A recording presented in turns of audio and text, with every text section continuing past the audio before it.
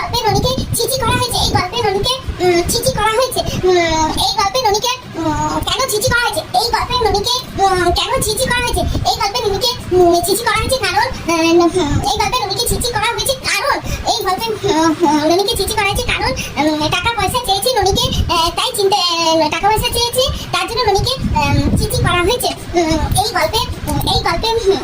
কতবার ছিচি করা হয়েছে, এই গল্পে কতবার ছিচি